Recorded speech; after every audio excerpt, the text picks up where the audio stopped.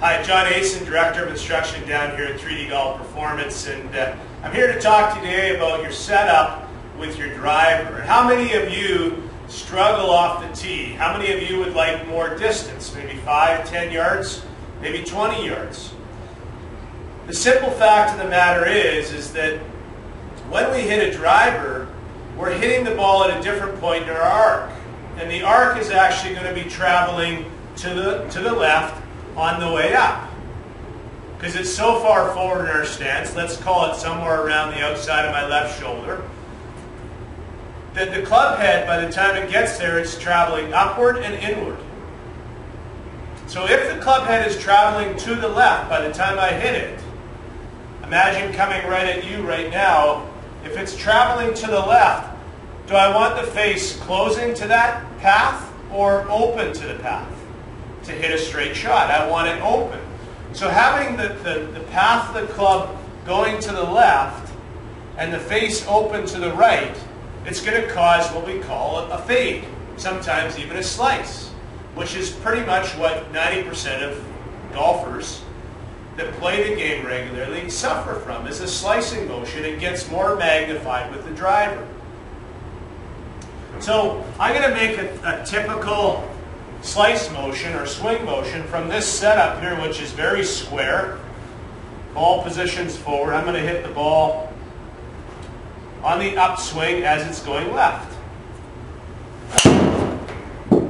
Pretty much just did about the average swing speed there, just so you can see the difference. So I'm going to bring up the screen to show you exactly the numbers. I'm going to leave it up there for a second and bring this up a little bit closer so you're not fighting to see it. So what we've got here is we've got 4 degrees outside in. We've got 6 degrees open club face. You can see the shape of my impact and how the ball had side spin of 891 that went to the right, or fade spin, slice spin, whatever you want to call it. My speed was 98 miles an hour. I carried the ball 228, excuse me. And it went a total of 245. So not too bad. Quite honestly, pretty typical for most of the people I teach. They struggle with that shot. All right? So I'm going to get rid of that screenshot and now talk to you about adjusting your setup so that you can get rid of the cross-line angle there.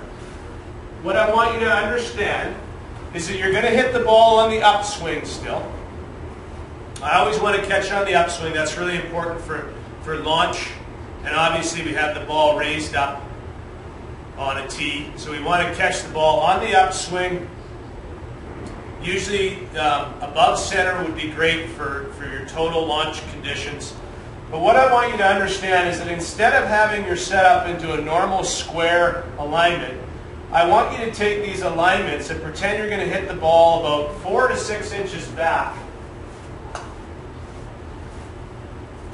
from where you would normally hit it. So instead of hitting the ball up here, I'm going to pretend I'm going to hit it back here.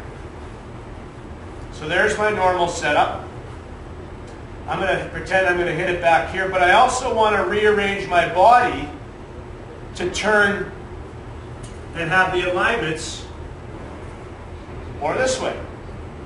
I'm still going to hit this ball over here, but I'm going to do it from this so-called closed alignment. Now my club head can be still swinging up, but it's now going to be swinging out to the right. If it's swinging out to the right, then I can probably have the face turning or closing to that path and hit a drop. So I'm going to try to swing about 98 to 100 miles an hour. Not sure what that was, but we'll see in a minute.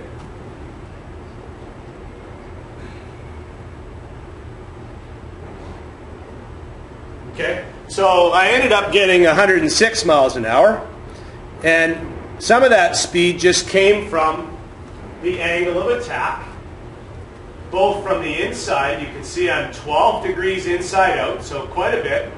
I'll probably work that back to half of that, or 4 or 5, and 4 degrees open. So with the club face being 4 degrees open, I still started the ball to the right of my aim line, somewhere between probably my stance line and the actual target line. But the difference between these two numbers is 8. So my club face was 8 degrees closed to the path when it hit the ball.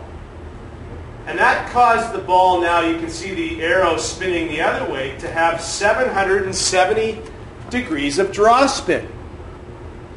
The ball now went 243 in the air, so I gained 20 yards, and 270 total. My launch came down to 11, and my spin came down to 2,400.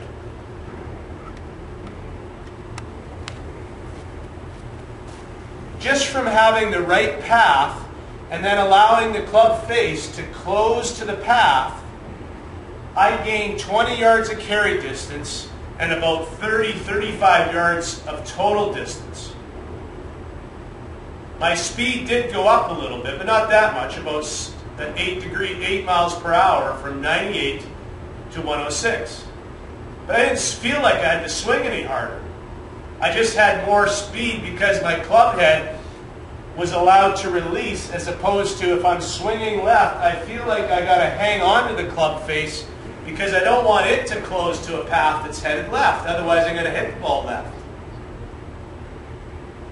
So it's critical that you just understand a little drill like this, very important. You might not have this extreme of a setup and get 12 degrees inside out when you play, but you might. You might go out there on the course in a performance situation and try it, especially if you've worked on it a lot here and got the numbers and the confidence to see that your golf ball is going to curve right to left every single time. And you also may want to try it with a 3-wood off a shorter tee, obviously. And that might help you, or even a hybrid. Because all those clubs off a tee can be struck the same way. But the important part about it is you're going to gain some distance and some control, and more than that, just overall enjoyment of the hit. So good luck with that, and remember, enjoy the hit.